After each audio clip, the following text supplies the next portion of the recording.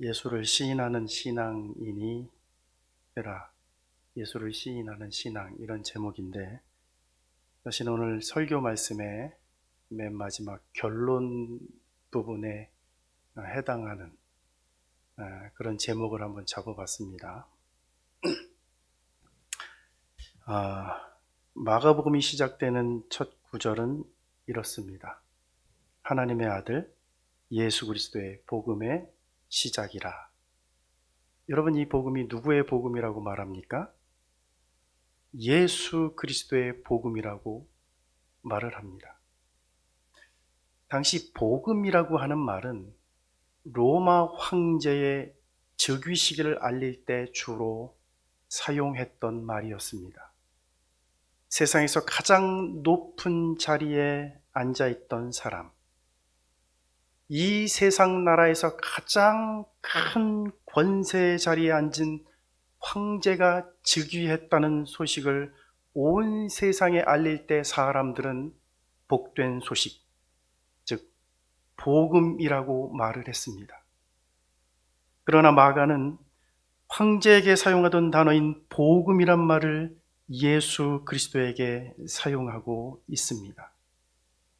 이 세상에서 가장 복된 소식은 하나님의 아들 예수 그리스도께서 세상에 오셨다는 것입니다. 황제의 즉위식이 복음이 아니라 예수 그리스도께서 오신 것이 참된 복음이라는 것입니다. 자, 그렇다면 여러분, 예수 그리스도의 복음을 소개하고 있는 이 마가는 어떤 사람일까요? 먼저 우리는 마가복음을 기록한 이 마가가 어떤 사람인지를 알 필요가 있습니다. 마가라는 사람을 통해서 오늘 우리에게 주시는 하나님의 말씀이 있습니다. 첫째는 실패는 끝이 아니라는 영적 교훈을 줍니다. 이 마가라는 사람을 통해서 우리에게 주는 첫 번째 영적 교훈이 뭐냐면 실패는 결코 끝이 아니라는 거예요. 여러분, 사도행전 13장 13절에 보면 이런 말씀이 나옵니다. 바울과 및 동행하는 사람들이 바보에서 배 타고 밤빌리아에 있는 버가에 이르니 요한은 그들에게서 떠나 예루살렘으로 돌아가고. 여러분, 여기 나오는 요한이라는 이 사람이 바로 마가복음을 기록한 마가예요. 그의 정확한 이름은 마가 요한입니다. 그는 바울과 바나바가 1차 선교 여행을 할 때 함께 동행을 했었던 사람이었습니다. 그런데 밤빌리아에 있는 버가라는 곳에 이르렀을 때 무슨 이유인지 정확히는 알 수 없지만 마가는 선교의 대열에서 떨어져 나가 중도 하차하고 맙니다. 왜 마가가 중간에 포기하고 예루살렘으로 돌아갔는지 정확한 이유는 알 수가 없어요. 단지 추측하기는 마가가 바울 일행을 따라다니는 것이 감당이 안 될 정도로 힘들었을 것이라고 추측을 합니다. 바울 일행은, 왜냐면요, 바울 일행은 가는 곳마다 유대인들의 핍박을 받았어요. 때로는 생명의 위협을 받기도 했습니다. 그렇게 유대인의 핍박과 생명의 위협을 받을 때마다 바울 일행은 그곳을 피해 다른 곳으로 그 선교지를 옮겨갑니다. 그러면 유대인들은 그곳에 쫓아와서 또다시 바울 일행을 핍박을 해요. 그럴 때마다 바울 일행은 그곳을 도망쳐 다른 도시로 이동을 했고, 또다시 핍박이 이어지면 또다시 다른 곳으로 도망치듯 빠져나가야만 했습니다. 어쩌면 마가는 이것이 너무나 힘들어서 가는 곳마다 핍박을 받고 생명의 위협을 받고 그 와중에 도망치듯 빠져나가는 것이 너무나 힘들어서 중간에 포기했을지도 모릅니다. 또 다른 의견이 있어요. 마가는 바울의 선교 동역자였던 바나바의 생질이었습니다. 조카였어요. 바나바의 조카였습니다. 이 나이 어린 마가가 바울과 바나바를 섬기며 온갖 뒤치다꺼리를 했을 가능성이 있습니다. 삼촌의 뒤를 따라다니면서 이 나이 어린 마가가 온갖 뒤치다꺼리를 했을 가능성이 있어요. 선교 물품을 준비하고 가는 곳마다 그곳의 정보를 미리 알아보고 심지어는 먹고 자는 그런 허드렛 일까지도 다 나이 어린 마가가 준비했을 것입니다. 그래서 그것이 싫어서 중간에 선교를 포기하고 돌아갔을 가능성도 있습니다. 자, 한 가지 의견이 더 있는데 마가가 왜 선교의 대열에서 중도 하차하고 예루살렘으로 돌아갔을까? 한 가지 의견이 추측이 더 있는데 마가가 이 고향 땅에 대한 향수병이 있었기 때문이라고 추측하기도 합니다. 하지만 이것들 중에 어떤 것이 맞는지 정확하게 알 수는 없습니다. 뭐가 맞는지 몰라요. 중요한 것은 마가가 바울 일행과 선교 여행을 함께 하다가 중도에 포기하고 말았다는 것입니다. 그래서 바울과 바나바가 2차 선교 여행을 떠날 때 마가 요한을 데려가는 문제로 심각하게 다툽니다. 바나바는 자기 조카인 마가 요한을 데려가자고 했고 바울은 중간에 힘들다고 포기한 놈을 데려갈 수는 없다고 해서 이 문제 때문에 두 사람이 심히 다투었다고 성경은 말을 해요. 여러분, 이 두 사람, 바울과 바나바가 심히 다투었다는 얘기는요, 쉽게 말하면 두 사람이요, 대판 싸웠다는 얘기예요. 여러분, 바울이 왜 그렇게 마가 요한을 데려가는 일을 싫어했는 줄 아십니까, 여러분? 자신의 선교 동역자였던 바나바와 대판 싸울 만큼 왜 그렇게 마가 요한을 데려가는 일을 그렇게 싫어했냐면 중간에 포기한 마가를 실패자로 여겼기 때문입니다. 또 여러 사람이 함께 선교 여행을 하다가 나 못하겠다고 중간에 나가버리면 다른 사람들의 용기와 사기를 꺾는 일이기 때문에 그렇습니다. 여러분, 우리도요, 불과 10년, 20년 전까지만 해도 중도 하차를 실패로 여기는 경향이 있었습니다. 군대에서 훈련을 나갔을 때 중간에 포기하면 그 병사는 제대할 때까지 낙오병이라고 하는 꼬리표가 붙어 다닙니다. 지금은 그렇지 않지만 과거에는 훈련을 받다가 힘들어서 중간에 포기하면 고참들에게 심한 매질을 당하기도 했어요. 그리고 그렇게 중간에 포기한 그 병사는요, 후임병들에게 고참으로 인정받지 못했습니다. 옛날에 그랬단 말이에요. 또 지금은 별일이 아닌 일이지만 과거에 여러분 우리가 중학교, 고등학교 다니던 시절에 학교를 다니다가 중간에 자퇴를 하거나 퇴학을 당하게 되면 그래서 중도 하차하게 되면은 그런 학생들 우리는 옛날에 인생 실패자로 여겼던 때가 있습니다. 그런데 여러분, 바울은 그런 이유 때문에 바울은 마가 요한을 실패자로 여겼고 자신의 선교의 동역자로 여기지 않았습니다. 중간에 포기한 사람을 자신의 선교 동역자로 여기지 않았어요. 그런데 여러분, 오랜 시간이 지나면서 놀라운 일이 일어납니다. 골로새서 4장 10절 11절을 보시면 이런 말씀이 나와요. 골로새서 4장 10절 11절 거기 보면 이런 말이 나옵니다. 나와 함께 갇힌 아리스다고와 바나바의 생질 마가와 이 마가에 대하여 너희가 명을 받았음에 그가 이르거든 영접하라. 유스도라 하는 예수도 너희에게 문안하느니라.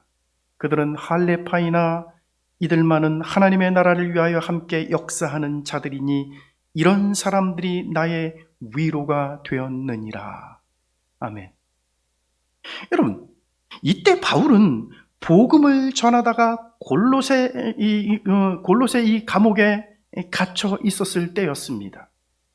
이때 바울은 골로새 교회에 두 사람을 추천하는데 한 사람이 아리스다고고 또 한 사람이 마가 요한이었습니다. 여러분, 우리가 누군가를 추천한다는 것은요, 그 사람이 믿을 만한 사람이고 일을 맡길 수 있는 사람이라는 것을 의미합니다. 우리가 어떤 중요한 일을 할 때, 어떤 중요한 일에 사람을 추천할 때 실력도 안 되고 인격도 안 되는 사람을 추천하지는 않아요. 신뢰할 수 없는 사람을 어떤 중요한 일을 위해서 추천하지 않습니다. 그런데 마가는 골로새 교회에 두 사람을 추천하는데 한 사람은 아리스다고였고 한 사람은 마가 요한이었습니다. 어느새 마가 요한은 바울에게 인정받고 있었고 기쁘게 추천할 만한 사람이 되어 있었던 것입니다. 디모데후서 4장 9절에서 11절에서 성경은 이렇게 말을 해요. 너는 어서 속히 내게로 오라. 데마는 이 세상을 사랑하여 나를 버리고 데살로니가로 갔고 그레스게는 갈라디아로, 디도는 달마디아로 갔고 누가만 나와 함께 있느니라. 내가 올 때 마가를 데리고 오라. 그가 나의 일에 유익하니라. 여러분, 바울이 디모데에게 편지를 쓰고 있던 이때는 바울이 늙고 병든 채로 감옥에 갇혀 있었을 때였습니다. 그런 바울 곁에 오직 누가만이 홀로 바울을 지키고 있었습니다.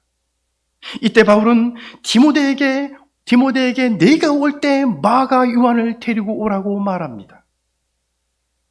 예전에 마가가 중도 하차했을 때는 절대로 안 된다며 2차 선교 여행에 들어가지 않았습니다. 그런데 지금 바울은 마가가 자신의 일에 유익하다고 칭찬까지 합니다. 여러분, 참으로 놀라운 반전 아닙니까? 그렇다면 무엇이 이렇게 바울의 마음을 바꾸어 놓았을까요?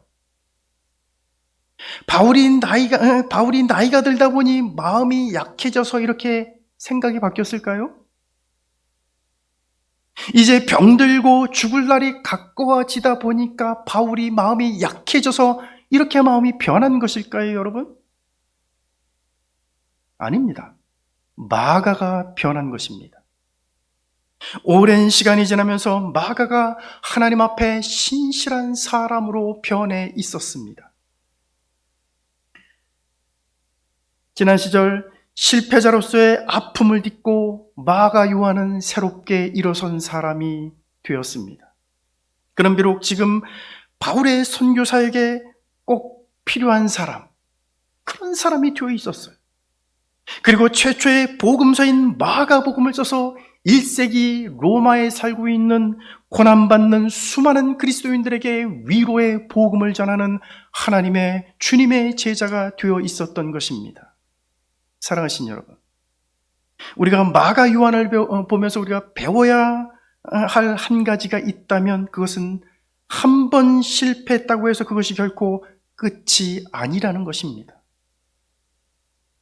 지금 실패했어도, 아니 지금까지 실패해왔어도 우리는 주님의 사람으로 다시 일어설 수 있습니다. 우리는 하나님 앞에 실패하는 삶을 지금까지 살아왔을지라도 우리는 하나님 앞에 다시 헌신된 사람으로, 주님을 기쁘시게 하는 사람으로 우리는 그렇게 성공하는 인생을 살 수 있습니다. 여러분, 우리가 잘 아는 발명왕 토마스 에디슨은 전구 하나를 발명하기 위해 무려 9,999번 그렇게 실패를 했다고 합니다. 그는 수없이 많은 실패를 딛고 성공한 사람이 되었습니다. 여러분, 지금 하는 일이 잘 안 되십니까? 맘먹고 도전한 일에 여러분 실패하고 있습니까? 실패는 끝이 아닙니다. 하나님을 의지하고 하나님께 기도하며 다시 도전한다면 우리는 성공하는 사람으로 다시 하나님 앞에 서게 될 것입니다. 두 번째로, 내 인생을 바꿀 사람을 만나야 돼요. 우리 마가를 통해서 우리가 배울 수 있는 영적인 교훈 두 번째는 뭐냐면, 내 인생을 바꿀 사람, 그런 사람을 우리가 만나야 된다는 것입니다. 여러분, 마가는요, 매우 부유한 집안에서 자란 사람이었습니다. 여러분, 예루살렘 교회가 어디에서부터 시작되었는지 여러분 기억나십니까? 마가의 다락방이었습니다. 예수님이 죽고 부활 승천하신 후에 120명의 제자들이 마가의 다락방에 모여 오순절 성령이 임하실 때까지 기도에 힘쓰고 있었습니다. 그것이 여러분 바로 마가의 다락방이에요. 120명의 이 주님의 제자들이 모여서 성령이 올 때까지, 성령을 받을 때까지 기도에 힘쓰던 장소, 거기가 바로 마가의 다락방이었습니다. 그런데 그 다락방이 우리가 생각하는 수준의 다락방이 아니에요. 여러분, 우리가 지금은 다 아파트라고 하는 그런 그 주거 공간에서 살기 때문에 다락방이 지금은 없어요. 그런데 여러분, 우리 어릴 적 한번 생각해 보십시오. 우리 어릴 적에 여러분 그 다락방이 있는 집이 많았습니다. 나이가 드신 어른들은 아마 다 기억날 거예요. 우리 어릴 적에 보면 있잖아요. 그 안방에 보면 안방 안쪽에 꼭 다락방이 꼭 하나씩 이렇게 있는 집들이 많았어요. 잘 쓰지 않는 물건들을 넣어두는 창고 용도로도 사용을 했고, 사람이 허리를 펴고 일어설 수는 없지만 그래도 한두 명은 가서 누워서 잠을 잘 수 있을 만큼 적지 않은 그런 공간이 옛날에는 그런 다락방 형식으로 다 있었단 말이에요. 그런데 여러분, 마가의 다락방은 무려 120명이 들어갈 수 있는 매우 큰 방이었습니다. 여러분, 사실 이 정도 되면, 이 정도의 크기라면 그것은 다락방 정도가 아니라 무슨 큰 호텔의 연회장이라고 말할 수 있을 것입니다. 여러분, 120명의 제자들이 들어가서 기도할 수 있을 만큼 그렇게 큰 다락방이 마가의 다락방이에요. 그러면 여러분, 다락방이 그 정도의 크기라면 집 전체는 얼마나 컸을까요? 중요한 것은 이 집이 마가의 소유 집이었다는 것입니다. 마가는 이렇게 부유한 집안의 자제였습니다. 그러니 여러분, 부유한 집안에서 태어났으니 고생이라는 것을 제대로 해봤겠습니까? 고생 한번 안 해봤을 것 같은 마가가 선교하겠다고 바울 일행을 따라갔다가 중간에 중도 하차를 하고 돌아온 거예요. 그리고 아까 말한 대로 중도 하차한 마가를 바울은 그의 선교 여행에 데려갈 수 없다며 극렬히 반대를 한 것입니다. 얼마나 반대를 하고 싫어했냐면 그 선교의 일행이었던 바나바가 마가를 데려가는 문제로 바울과 심하게 다퉜습니다. 여러분, 바나바가 누구예요? 바울이 처음 예수를 믿고 예루살렘 교회로 들어올 때 사람들이 바울을 주의 제자로 보지 않고 여전히 이 기독교인 그리스도인들을 핍박하는 핍박자로 기억을 하고 그를 믿지 않았습니다. 그때 바나바가 바울의 보증이 되어주었기 때문에 바울이 예루살렘 교회의 일원이 되고 예루살렘 교회의 지도자가 될 수 있었던 겁니다. 그러니까 여러분, 바나바가 없으면 바울은 존재할 수가 없었어요. 바울이 예루살렘 교회의 일원이 되고 예루살렘 교회의 지도자가 될 수 있는데 결정적인 역할을 한 사람이 바로 바나바였습니다. 그러면 여러분, 바나바의 제안을 받아들일 만도 한데, 바나바가 그런 존재라면 바나바의 제안을 받아들일 만도 한데 바울이 이런 지하에 거절을 했습니다. 그래서 둘이 싸우고 갈라서게 된 거예요. 결국 바나바는 마가를 데리고 배 타고 구브로로 갔고, 바울은 실라를 데리고 수리아와 길리기아 지역으로 떠나버리고 말았습니다. 그렇게 마가를 싫어했던 바울이 훗날 마가는 나의 일에 유익하다고, 마가는 나의 선교 사역에 유익한 사람이라고 그를 데려오라고 말합니다. 그렇다면 여러분, 어떻게 마가는 바울의 선교에 유익한 동역자가 될 수 있었을까요? 마가가 바뀌는데 결정적인 역할을 했던 사람이 있었습니다. 바나바가 아니에요. 마가가 바울의 선교에게 유익한 사람이 되는데 결정적인 역할을 했던 사람은 의외로 바나바가 아니라 베드로였습니다. 바나바는 선교 여행을 하고 돌아온 직후에 얼마 지나지 않아서 바나바는 죽어요. 그리고 이 마가에게 결정적인 역할을 했던 사람이 바로 베드로였습니다. 베드로전서 5장 12절 13절에 보면 이렇게 말합니다. 내가 신실한 형제로 아는 실루아노로 말미암아 너희에게 간단히 권하고 이것이 하나님의 참된 은혜임을 증언하노니 너희는 이 은혜에 굳게 서라. 택하심을 함께 받은 바벨론에 있는 교회가 너희에게 무난하고, 그리고 맨 마지막에 이렇게 말을 해요. 내 아들 마가도 그리하느니라. 여러분, 베드로가 뭐라 그러냐면 내 아들 마가. 예? 베드로는 마가를 내 아들이라고 부릅니다. 여러분, 베드로가 이 마가를 내 아들이라고 부르는 것은 베드로와 마가 요한이 매우 가까운 관계였음을 의미하는 말입니다. 그리고 마가가 베드로의 영적인 아들로서 그에게 절대적인 영향을 받았음을 의미하기도 합니다.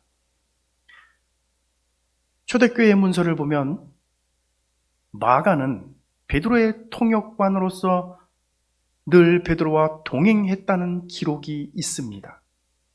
이게 무슨 말이냐면 베드로는요, 마가를 데리고 다니면서 그를 변화시키고 그를 하나님의 사람으로 성숙하게 만드는데 결정적인 역할을 했다는 거예요. 그게 베드로라는 겁니다.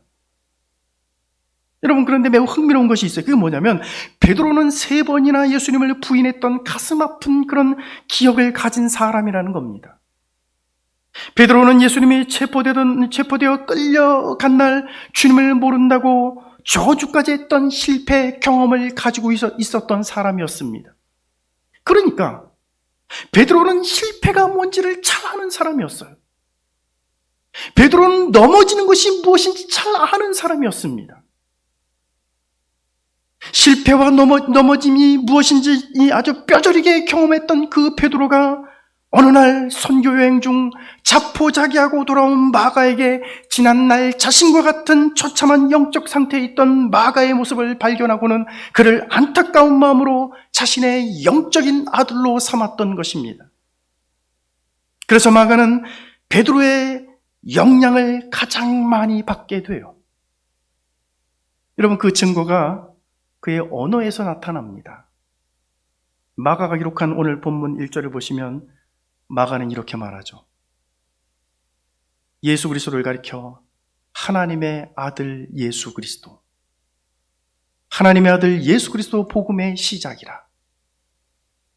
마가는 예수 그리스도를 하나님의 아들이라고 부릅니다.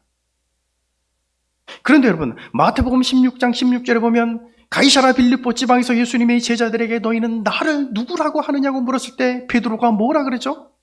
주는 그리스도시요 살아계신 하나님의 아들이라고 말을 해요. 베드로는 예수 그리스도를 하나님의 아들이라고 불렀습니다. 베드로와 마가의 공통점은 이 두 사람은 둘 다 예수 그리스도를 하나님의 아들이라고 부른다는 사실입니다. 그래서 학자들은 마가는 베드로의 영향을 받았다고 말을 해요. 한때 마가는 바울과 함께하는 선교여행이 너무나 힘들어 포기했지만 베드로와의 만남을 통해 유익한 하나님의 사람으로 변했습니다. 한때 그는 실패자였지만 지금은 최초의 복음서를 기록한 신약 성경의 저자가 되었습니다. 사랑하신 여러분, 우리가 인생을 살다 보면 실패할 때가 있습니다. 중간에 포기할 때도 있습니다. 그러나 우리가 좋은 영적인 스승을 만나고 내 인생에 거룩한 영향을 주는 사람을 만난다면 우리도 마가처럼 그렇게 바뀔 수 있습니다. 오늘 우리 인생에 거룩한 영향을 주는 좋은 사람을 많이 만나시길 주의 이름으로 축원합니다. 그리고 우리가 우리의 형제와 이웃과 친구들에게 거룩한 영향력을 끼치는 좋은 영적인 그런 사람이 되시길 주의 이름으로 축원합니다. 마지막 3번째요. 우리는 위로와 희망을 주는 사람이 되어야 합니다. 우리는 위로와 희망을 주는 사람이 되어야 돼요. 여러분, 마가가 이 복음서를 쓴 목적이 있습니다. AD 64년경 그러니까 예수님이 이 땅에 오시고 난 이후에 AD 64년째 되던 해 인류 역사상 가장 유명한 사건 하나가 발생합니다. 그것은 바로 로마에서 발생한 대화재 사건이었습니다. 당시 로마는 10개의 구역으로 되어 있었는데 그중 3개의 구역이 화재로 인해 완전히 잿더미가 되어버렸고 나머지 7개의 구역이 회복 불가능할 정도로 심각한 타격을 받습니다. 그런데 이 엄청난 화재를 일으킨 방화범이 바로 네로 황제라는 소문이 로마 전역에 퍼져나가기 시작했습니다. 네로가 로마시에 불을 질렀다는 악성 풍문이 돌기 시작했어요. 왜냐하면 그 당시 네로 황제는 시를 읊을 때마다 시상이 떠오르지 않으면 새로운 로마를 건설하고 싶다는, 신로마를 건설하고 싶다는 말을 늘 입버릇처럼 그렇게 되뇌었습니다. 그래서 당시 사람들은 네로 왕자가 새로운 로마를 건설하고 싶어서 로마에 불을 질렀을 것이라고 사람들은 그렇게 믿고 있었습니다. 이런 악성 풍문이 돌고 있을 때 네로 황제, 이 로마의 황제인 네로와 정부 권력자들은 당시 민심이 흉흉해지고 반란이 일어날 것이 두려워 그 소문을 잠재울 희생양을 찾기 시작했습니다. 그리고 마침내 그들은 예수 믿는 그리스도인들을 희생양으로 삼았습니다. 로마에 사는 모든 그리스도인들을 방화범으로 체포하고 그들을 구금하고 일주일 동안 로마의 원형 경기장에 집어넣고 굶어 죽어 사자밥이 되도록 그렇게 수많은 그리스도인들이 죽어가도록 만들었습니다. 로마의 귀족들이 잔치를 벌이는 그곳에 기독교인들을 잡아 산채로 화형을 시키고 그 불빛 아래서 그들은 만찬을 즐기기도 했습니다. 이렇게 수많은 기독교인들을 잡아서 방화법이라는 이름으로 그들을 체포하고 구금하고 잔인하게 그들을 죽이고 있었습니다. 이런 엄청난 박해가 일어나자 로마에 사는 그리스도인들은 믿음이 흔들리기 시작했습니다. 예수 그리스도가 하나님의 아들이라는 것이 맞다면 어째서 주님은 우리 그리스도인들을 구원하지 않는단 말인가? 예수가 하나님의 아들 구세주가 맞다면 어째서 하나님의 백성들, 당신의 백성들이 처참하게 죽어가는 모습을 보면서도 잠잠하단 말인가? 수많은 그리스도인들이 이때 믿음에서 떠나기 시작했고 교회를 떠나가기 시작했습니다. 그리고 예수 그리스도가 하나님의 아들이라는 그 사실, 그 믿음과 그 사실에서 흔들리기 시작했어요. 수많은 성도들이 절망에 빠져 있을 때, 수많은 그리스도인들이 예수 그리스도에 대한 의심에 휩싸여 있을 때, 그때 작은 책자 하나가 로마시 안에 돌기 시작했습니다. 그 책이 바로 마가복음이에요. 마가는 이 책 1장 1절에서 하나님의 아들 예수 그리스도 복음의 시작이라고 선포하고 있습니다. 다시 말하면 예수 그리스도는 하나님의 아들이라고 선포하고 있습니다. 로마에 살고 있는 수많은 그리스도인들이 어짜여 하나님은 당신의 백성을 구원하지 않는단 말인가? 예수가 하나님의 아들이 맞다면 어짜여 잠잠히 가만히 보고만 있단 말인가? 믿음에서 흔들리고 믿음에서 떠나갈 때 마가는 예수 그리스도는 하나님의 아들이 맞다. 예수 그리스도는 하나님의 아들이라고 본문 1장 1절에서 선포하고 있습니다. 그 예수 그리스도가 바로 우리를 구원할 메시아라고 선언하고 있는 것입니다. 사랑하신 여러분, 마가는 예수 그리스도가 하나님의 아들이 맞다는 선포를 통하여 어떠한 핍박과 고난이 와도 흔들리지 말고 예수가 하나님의 아들이고 예수가 구주임을 시인하는 신앙을 지키라고 가르치고 있습니다. 오늘 이 땅에 사는 수많은 사람들이 코로나 팬데믹으로 인해 절망과 고통의 시간을 보내고 있어요. 교회를 다니는 기독교인들조차 믿음이 흔들리고 있으며 적지 않은 사람들이 코로나를 핑계 삼아 하나님을 예배하지 않고 교회를 떠나고 있습니다. 이렇게 수많은 사람들이 교회를 떠나는 상황 속에서 우리는 예수가 하나님의 아들이며 예수가 구주임을 시인하는 이 신앙을 지켜야 할 것입니다. 그리고 마가가 그랬던 것처럼 오늘 우리도 절망하는 사람들과 믿음이 흔들리는 사람들에게 복음을 소개하는 사람, 믿음에서 흔들리지 않도록 용기를 주는 사람, 이런 사람이 되어야 할 것입니다. 오늘 저와 여러분들이 바로 그런 사람들 다 되시기를 주의 이름으로 축원합니다. 기도하겠습니다.